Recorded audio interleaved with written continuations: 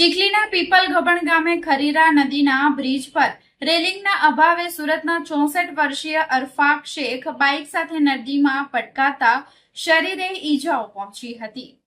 બનાવની પ્રાપ્ત માહિતી અનુસાર ચીખલી ખેરગામ રોડ પર પીપલ ગબણ ખાતે આવેલ ખરેરા નદીના બ્રિજ પર ગુરુવારની સવારે 10 વાગ્યાના સમય દરમિયાન સુરતના કતારગામ વિસ્તારમાં આવેલા ધોલી બંગલો ખાતે રહેતા અરફાક ગફૂર શેખ પોતાની ટીવીએસ મોટરસાયકલ નંબર GJ15MM 9093 લઈને ખેરગામથી ચીખલી તરફ જઈ રહ્યા હતા। આ દરમિયાન પીપલ ગબણ ખરેરા નદીના બ્રિજ પહેલા સ્ટીયરિંગ પરનો કાબુ ગુમાવી દેતા અંદાજે 20 થી 25 ફૂટ નીચે નદીના પથરાળ પટમાં પડતા જ સ્થાનિકોએ તાત્કાલિક બહાર કાઢી 108ની મદદથી પ્રથમ ચીખલી રેફરલ હોસ્પિટલમાં અને વધુ સારવાર અર્થે આલીપોર હોસ્પિટલમાં ખસેડવામાં આવ્યા હતા।